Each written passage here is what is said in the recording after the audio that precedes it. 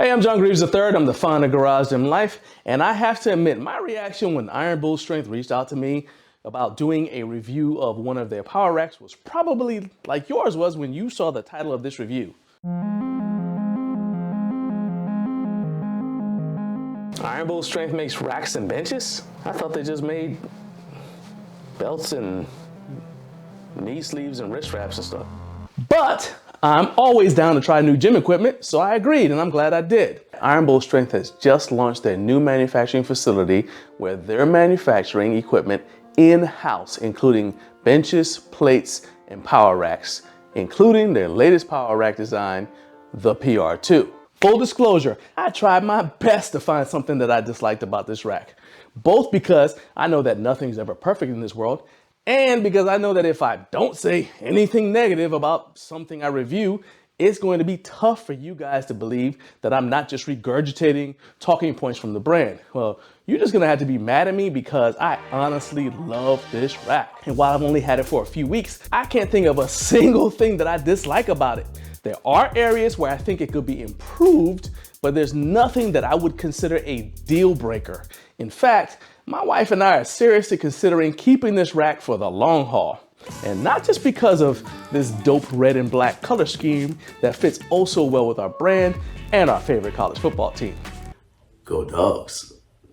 That being said, as soon as I realized how much I like this rack, I decided to do something different with this review. Rather than just fill up 7 to 10 minutes talking about all the stuff I like about the PR2, I decided to reach out to you guys to see what you wanted to know about this rack and answer those questions in the review rather than waiting and just answering in the comment section as those questions came up. So hit like if you haven't already done so, and hit that subscribe button so we can get that algorithm working to help me defeat the cat videos that are trying to take over everyone's feed. Let's jump into it. The PR2 rack is an 11 gauge steel 6-post rack, meaning the front 4 posts are for training and the 2 rear posts are for storage, or if you set the rack up in the middle of your gym floor, you could use it as an additional training station. This rack is available in 78 inches, 84 inches, and 90 inches with inside depth options of 24 inches, 30 inches, 36 inches, and 42 inches. This is comparable to the Rep Fitness PR4000, which is available in 80 inches and 93 inches, and the Bells of Steel Hydra series, which comes in 72 inches, 84 inches, 90 inches, and 108 inches. We chose the 90-inch tall option, and we chose an inside depth of 30 inches to maximize our walkway space between the rack and our deadlift platform. We could have gone with the other available options, but 24 inches always feels too cramped to me, and since I don't have an excessively long walkout on squats, I didn't need the 36 or 42-inch options. But those are available for you if that better fits your needs. Again, these are in line with the options from Bells of Steel and Rep Fitness, the other 2 brands that I tend to recommend to most people who are looking to either build or upgrade their home gyms. To answer a question from the Poke Chop RX, the inside dimensions of the rack options I chose are 42 inches wide and 56¼ inches from the front to the back. It's got 5/8 holes spaced 2 inches apart on each side of every post from the top to the bottom.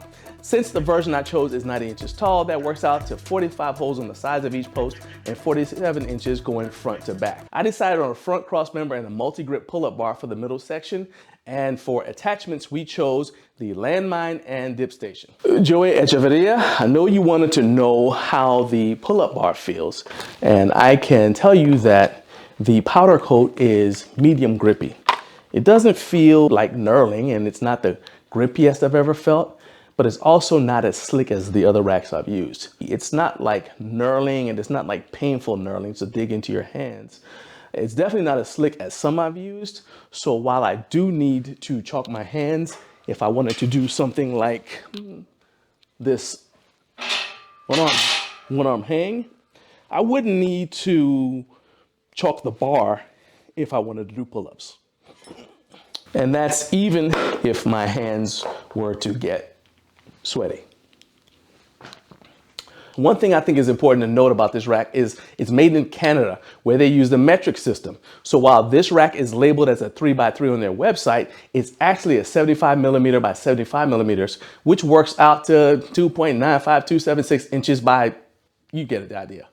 I reached out to Iron Bull Strength to ask them why they didn't just make this a 3x3 rack, since that's what most paying customers in North America are going to want. And they said, since we're based in Canada and follow the metric system, we had the option to go with true 3x3 or 75 by 75 millimeters. We chose 75 by 75 millimeters because it offers the widest compatibility with attachments from competitors like Rep Fitness, Titan Fitness, Bells of Steel, and pretty much every brand on the market except Rogue. Basically, it's 75 millimeters by 75 millimeters, and Iron Bull Strength built it this way so the PR2 is compatible with as many attachments as possible from as many brands as possible, which is great because home gym owners love to customize their racks with products from multiple brands. So shout out to 619 Driver and Matthew Porter who asked about the measurements. I did get a question about whether it bothered me that this rack doesn't have Westside spacing, and honestly, it didn't. So first of all, Westside spacing means that the holes in the uprights are 25 millimeters apart near the bottom of the rack and 50 millimeters apart towards the middle and top of the rack. The origin of this was the equipped powerlifters at Westside Barbell were wearing bench shirts, which require you to hit a specific groove. And to make it even more complicated, different brands and models of bench shirts have different sticking points, as do different lifters because of arm length and how big your torso is.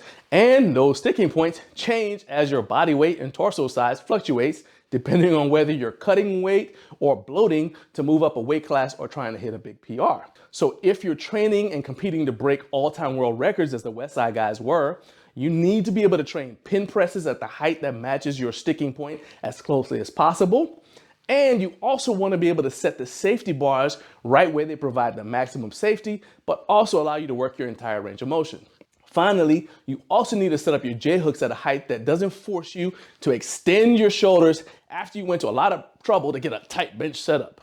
Now that you know all that, the reason not having Westside spacing on this rack doesn't bother me is first, I don't bench in a bench shirt.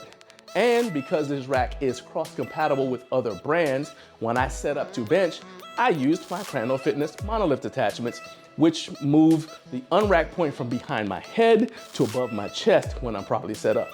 But even if you got the PR2 and decided not to use a monolift attachment, I don't think that you'd have any issues because the J-hooks don't have an excessively pronounced lip like they did when Louis Simmons came up with the idea of Westside spacing. So you shouldn't have any issues with pulling the bar out of the rack without losing your arch. As a side note, having the holes uniformly 2 inches apart definitely cuts down on production costs that would otherwise be passed on to the consumer. But the thing is, a lot of people really like Westside spacing. So how come Iron Bull Strength didn't provide that as an option? Well, I knew you were gonna ask me, so I asked them. And I quote, "Our old racks had Westside spacing. We just wanted to standardize our uprights and make them highly versatile for all of our upcoming attachments. The structure is also stronger with holes that have more distance between them." So there you have it, that's their explanation. But that extra 25 millimeters seems like it might be an issue for you. I recommend that you grab a set of monolift attachments because that will solve a lot of problems for you at once. Since I brought up the Crandall Fitness monolift attachments, this is a good time to answer this question from Coach Carp from the @Carp's Gym YouTube channel, which you should subscribe to. And the question is, how well do the attachments fit? Every attachment that I've tried with this rack has fit well. This includes the Crandall Fitness monolift attachments, the Bells of Steel change plate storage peg, my Bells of Steel seal roll pad, and my Microgains change plate hanger.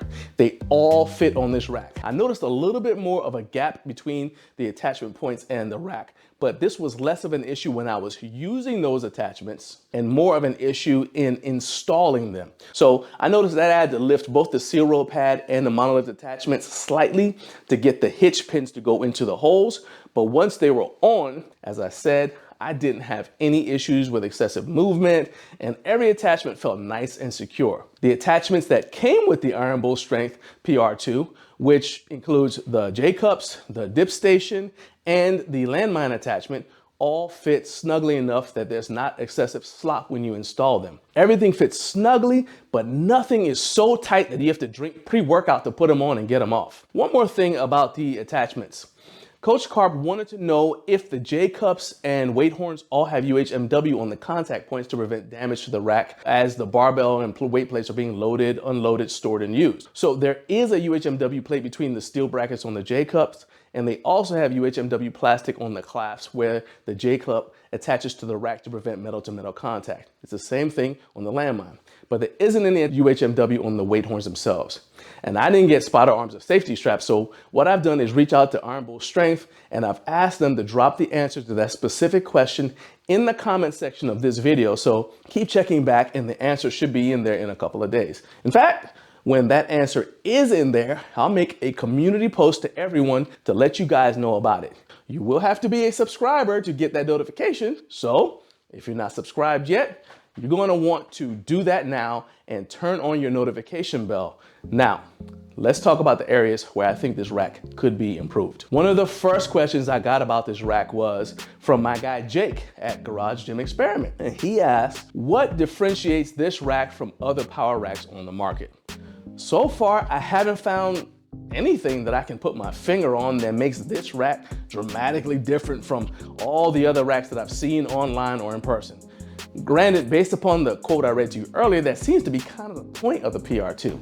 As that quote said, Iron Bull Strength designed this to be enough like other racks, so you're getting what home gym owners have come to demand and expect from quality power racks in terms of safety and durability, while allowing you to pick and choose attachments from multiple brands as you see fit and that fit your budget. This is a positive and a negative, because the dip station, band pins, the landmine attachment I mentioned, plus a set of lever arms are all that's currently available as far as accessories for the rack. The people at Iron Bull Strength did tell me when I asked that they are working on a ton of new attachments, including a low-high pulley attachment and functional trainer. But that doesn't help me today when I need to do cable crossovers. On a personal note, I don't like 5/8 holes. Most of my custom attachments are for 1-inch pinholes, so keeping this rack means I either need to buy an adapter or replace the post to fit in the 5/8 pinholes. I do understand that the goal was to provide as many holes from top to bottom as possible, and it's not as easy to do that with 1-inch holes as it is with 5/8, but I still prefer 1-inch pinholes. Also, I think Iron Bull Strength should give you the option to add more weight horns to your cart when doing the initial order. Each rack comes with 4 plate horns, which is fine if you use bumper plates. But if you use iron plates from 1 1/4 pounds all the way up to 100 pounds like I do, 4 plate horns is not nearly enough. Most of you guys probably don't have 1 1/4 pound and 100 pound plates, but a lot of people have plates from 2.5 pounds up to 45s. Yes, you can order additional plate horns from ironbullstrength.com, but when I used the rack builder to select the options I wanted, it didn't give me a continue shopping button after I added a rack to my shopping cart. So when you're ordering, you would have to know to exit out and go to the attachments tab, then scroll down to the weight horns to buy however many you needed to complete your rack. So as a customer service issue, I think it would be great if the shopping cart suggested additional purchase items like they have on other websites, or had even a simple continue shopping button. That's got nothing to do with the rack itself, but it does matter in terms of being able to have everything I need shipped out in one package, especially since shipping is included over $150. Finally, I think it would be nice if the landmine attachment had UHMW inside it. This is a feature on the landmine attachment from Mayhem Strength, which I got to see at Home Gym Con last year. And that's a feature that is nice because it helps to protect your barbell sleeve when you slide it into and out of the landmine attachment. The total cost for the build we chose is $1,700, which is comparable to $1,719.85 for a Bells of Steel Hydra with similar options and attachments, and $1,934.87 for the Rep PR4000 with similar options. One thing I really like about this rack is it's truly modular, so you can change the configurations as more attachments come out and your needs change. I'm not actually sure if you can do this with the other racks I mentioned, from the other brands I mentioned, because it just occurred to me to try it.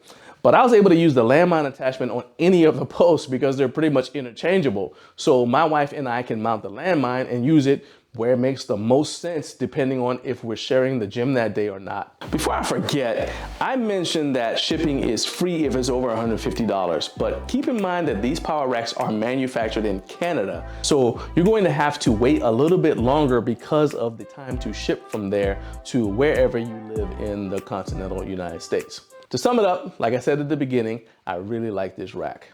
It feels sturdy and passes Joey Echevedia's shake test.